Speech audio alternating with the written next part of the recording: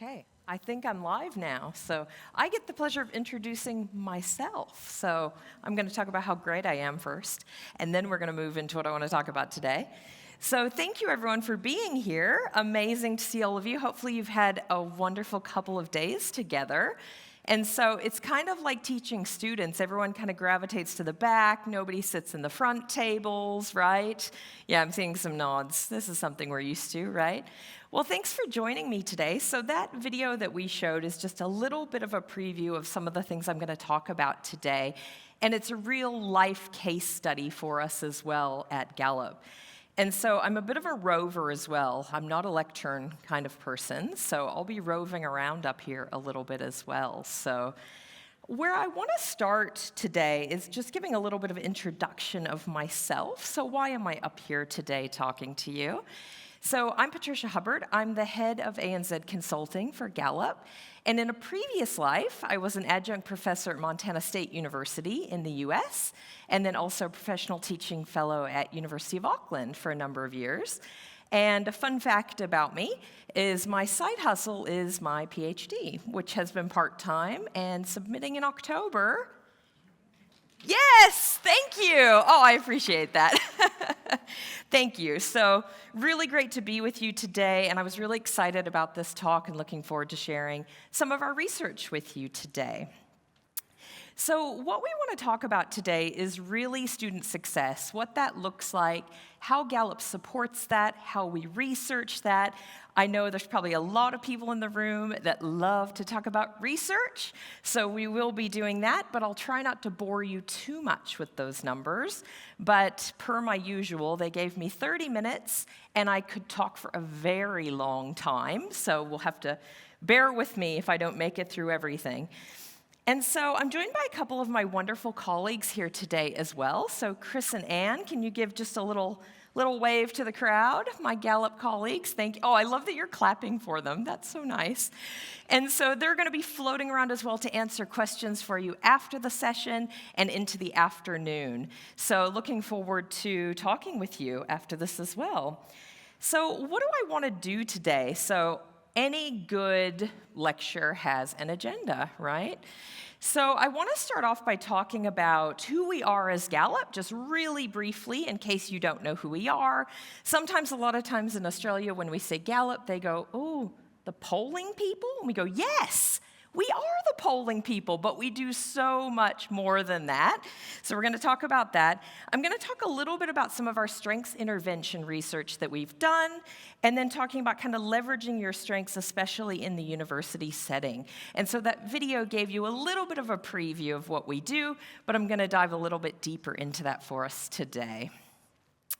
I also acknowledge that I'm in that shift between morning tea and your lunch. I stand between you and lunch, which is never the fun shift to have, but also I know that there's some really great activities happening over that lunch, so I will try to keep within our time together today.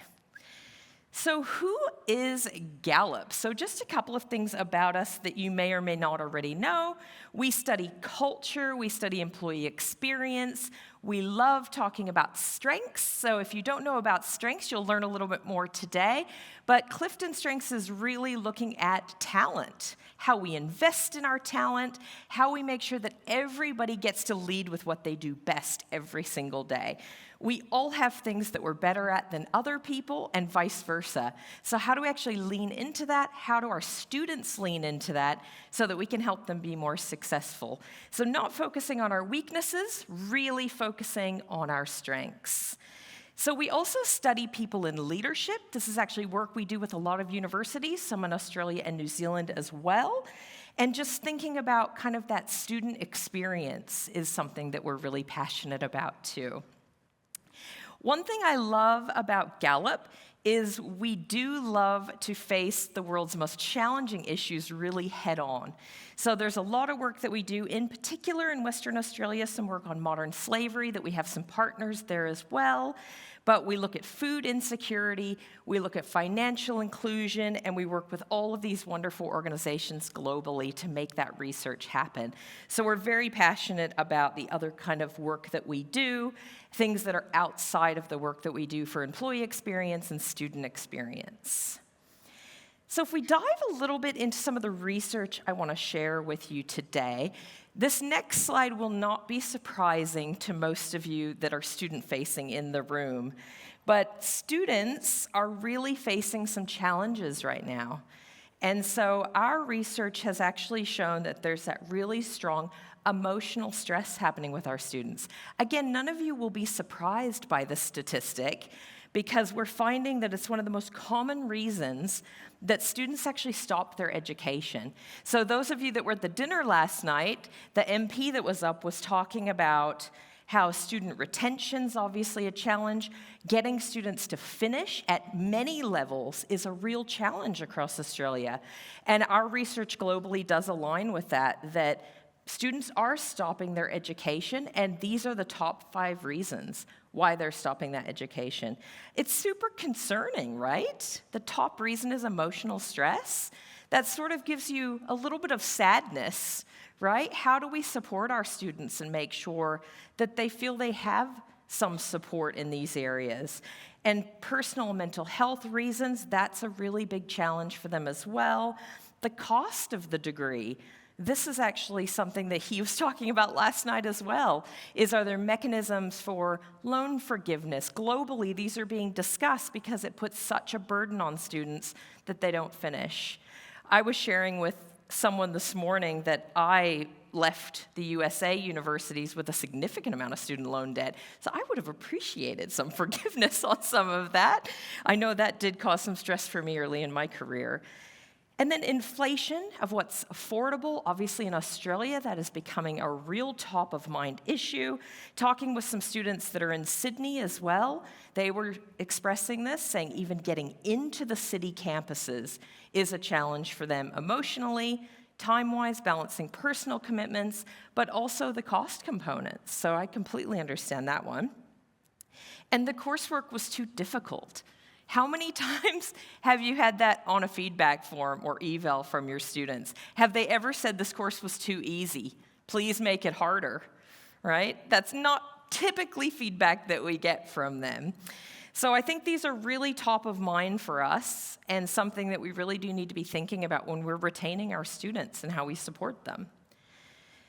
Another piece of research I wanted to share with you is we looked at burnout as well for students and addressing where burnout can be touch points for these students. So really asking them questions that we would ask employees. So we looked at this from the lens of employees as well, and the students really appreciated that because some of the studies that we did were them going into the workforce or being very early in their careers. So how do we reduce burnout for them?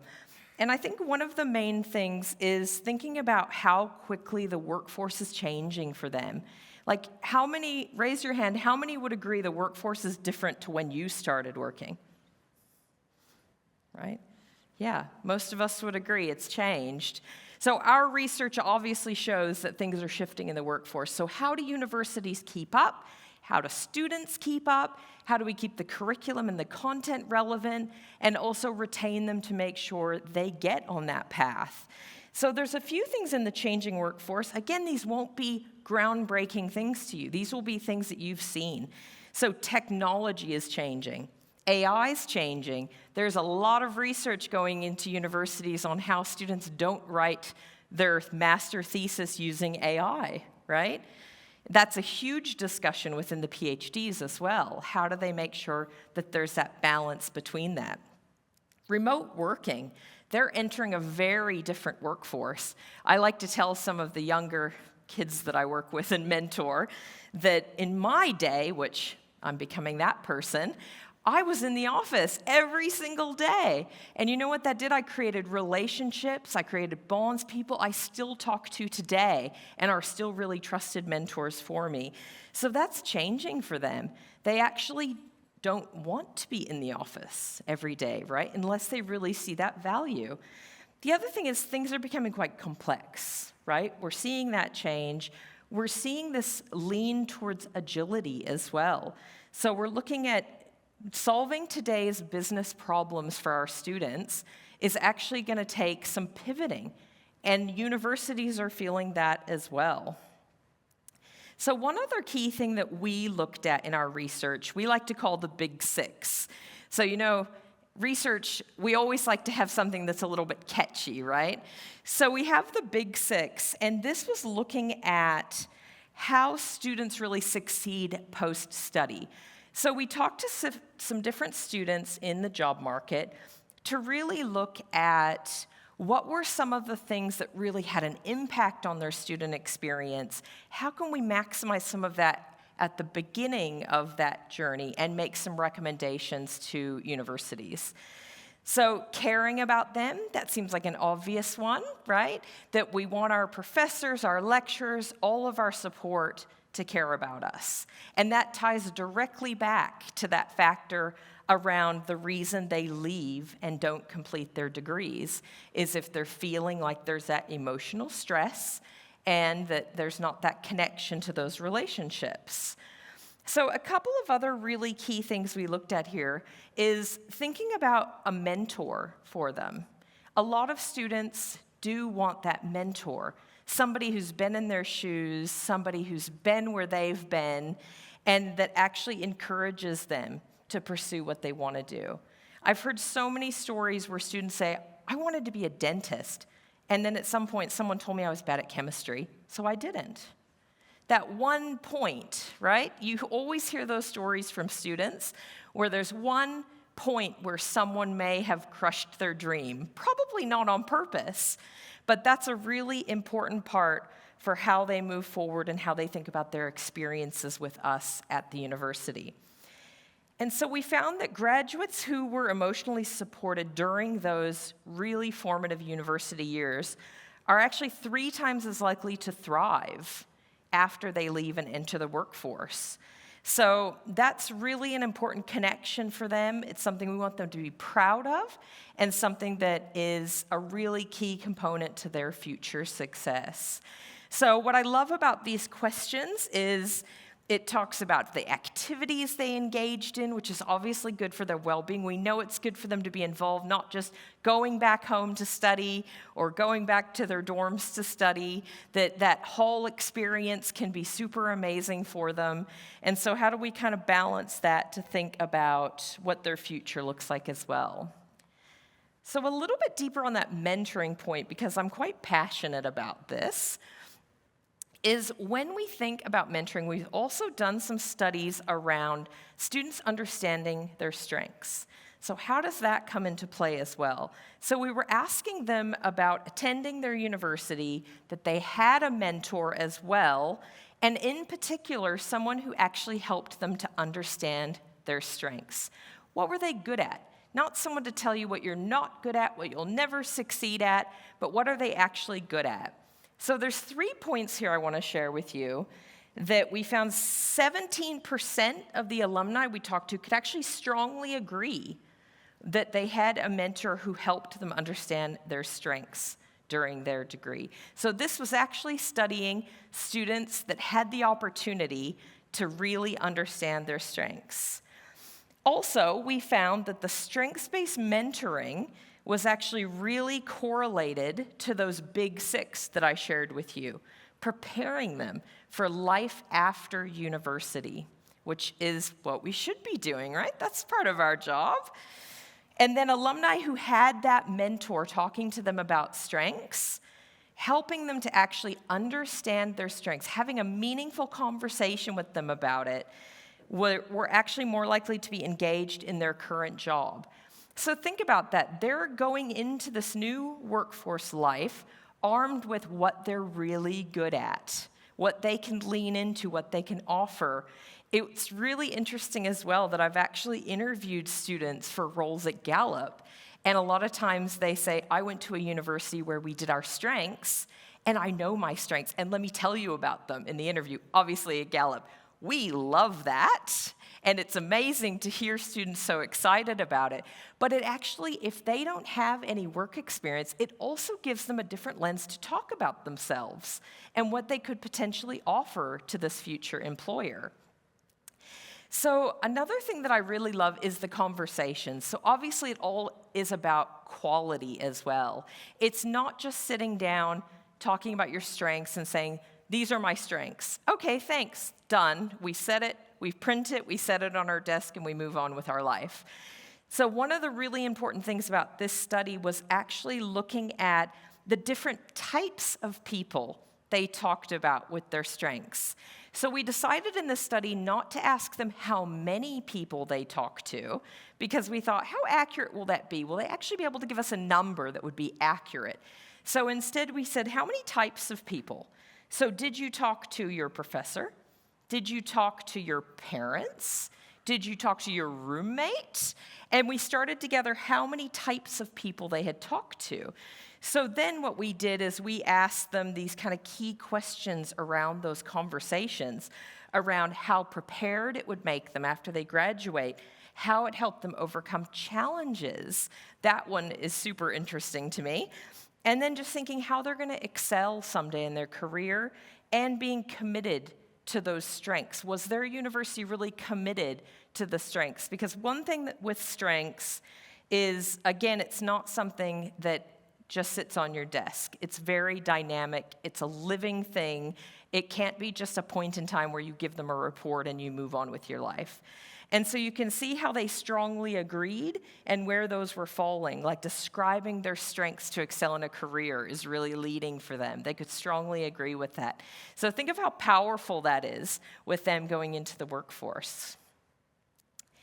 So the other part I do want to share with you is just thinking about that role of mentorship a little bit further in our research. So looking at their engagement in work was really important for us too.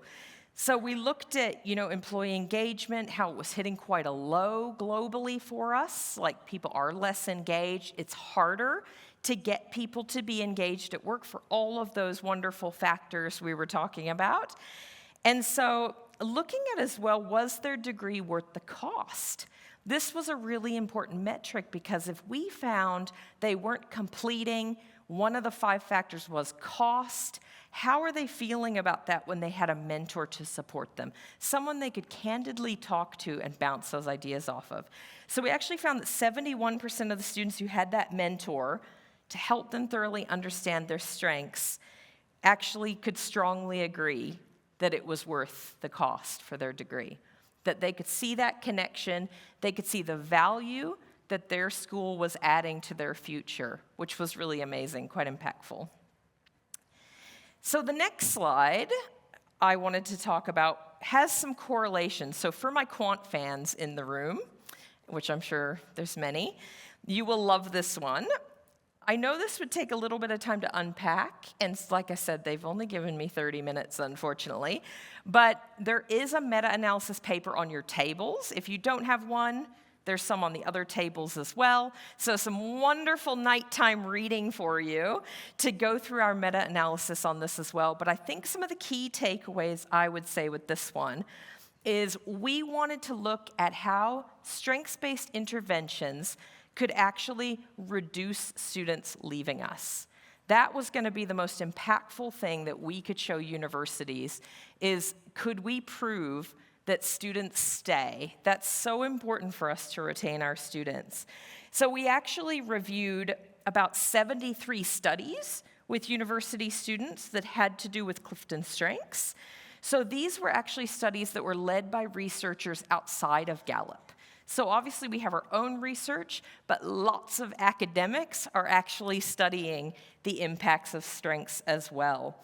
So most of the outcomes are largely positive for it, but we found that the studies really varied, which you can imagine. There's lots of different design to these studies, sample sizes, what population of interest they were picking, and also what methods they were using in these studies. And so we actually identified 6 really key studies from those externals that actually were measuring the relationship between Clifton strengths and student retention, which we felt was very important. So each of them were kind of comparing these strengths-based interventions with a lens of looking at student retention, which was very important to us. And so one thing as well with this is there's kind of this overall correlation that we have, but obviously the meta-analysis dives really deep into what all of this means, how all of the studies were aggregated.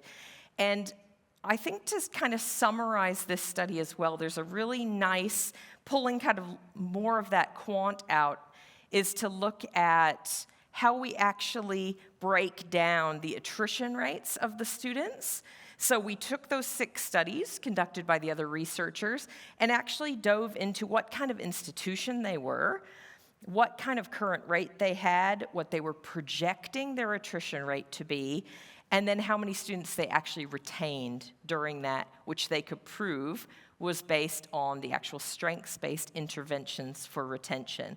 So super interesting. I think I could talk about this one all day, but some other reading for you there as well. So just wanted to share that one with you. And so the other thing as well is we did an additional look at more of an annotated bibliography over a 10-year period, because like I said, there were lots of people researching Clifton Strengths and the impacts it had on students. So we wanted to look at some included studies that were more around kind of published studies that had occurred, measuring outcomes, again, that were kind of beyond just strengths profiles, but actually having some interventions for the students.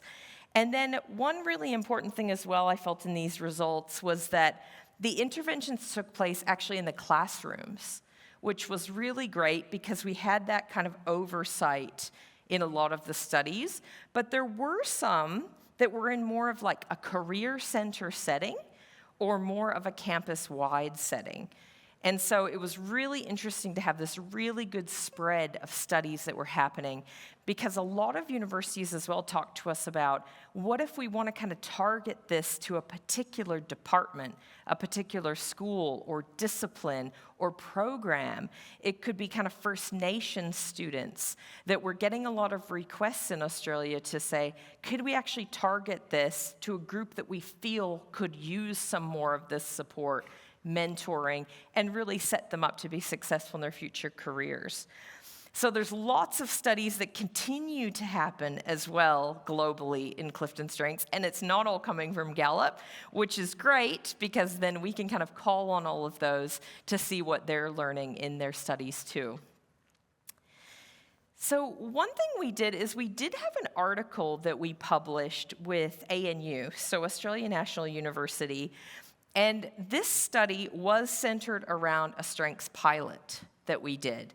And so it was around their mentoring as well. We were using some best practices that we've learned globally to see how we could have that impact on ANU students.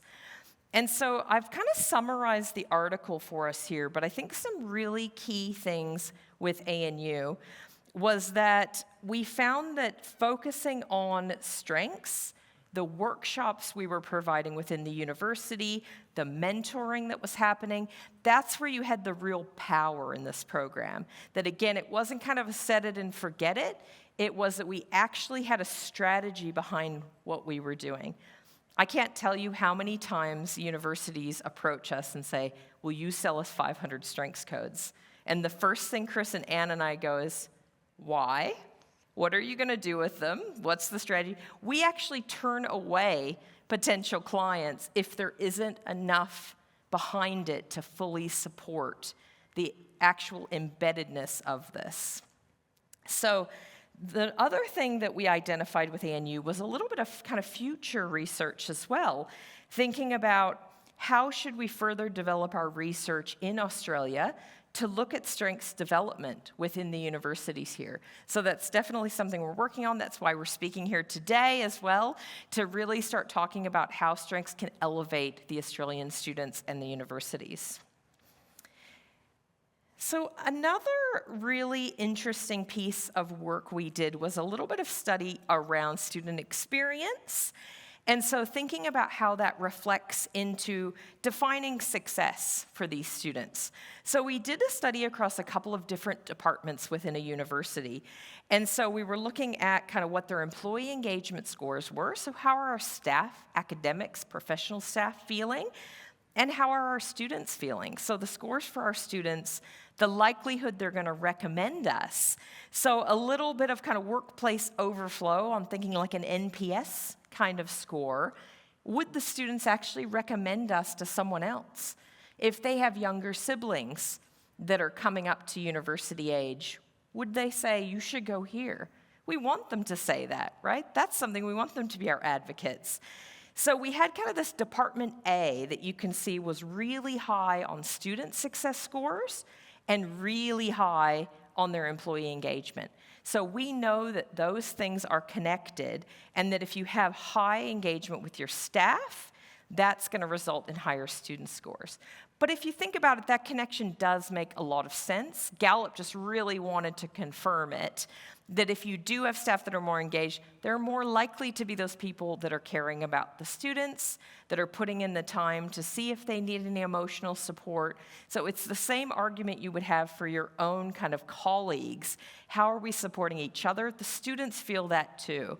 If you're not as engaged in what you're doing, you don't feel as passionate about what you're doing, they do feel that. And so this study wasn't a surprising outcome, but just something we wanted to reaffirm as well. So I know I have 2 minutes left before lunch, so I'm gonna get moving a little bit more here. So one question that we always get at the end of these presentations is, well, what do we do now? What do we do with this information and all this amazing research you shared with us, right?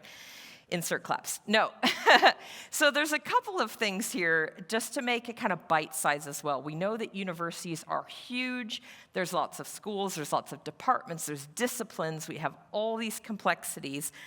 So what I would recommend is if you're thinking about being really intentional about something like strengths for your universities, is really aiming it, why are we doing this? Again, if you don't ask that question, we probably will if you come to us. So it's better if you think that through before you talk to us.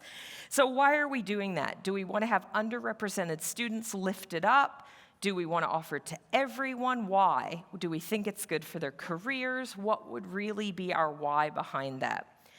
The other piece is thinking about like targeting, is it kind of an execution strategy based on something in particular, like a pathway of some kind, a career program that we have? You know, would it be some sort of particular unit of people that we would want to focus on? And then the last point I would add is just thinking about how you'll operationalize it to actually measure success. So what does success look like? Again, if you don't ask this, we would in our first meeting. But thinking about if you're going to build this in, you're going to measure it, you're going to think about how it impacts student retention. That's going to be the real powerful discussion and really rich part that we want to know. So I thought I would have a few minutes at the end, which, if you know me, is probably a laughable moment. But I do want you to kind of take this away and think about this, because this is something that's really important to think is, what's the biggest barriers at your institution? You know, what do you think would break through those barriers? And think about what we can be doing for students to really support that. This should be a really student-centered conversation, but also what kind of resources and support would you need to break through a lot of these barriers? So right on time, I'm going to go to my final slide and just say if you have any questions after this, the three of us will be here. We're going to be at the booth downstairs. We'll also be around here. But I do know you're probably anxious to head to lunch and to that wonderful press streaming. So thank you so much for being with me today. I really appreciate your time. And let us know if you have any questions. Thank you.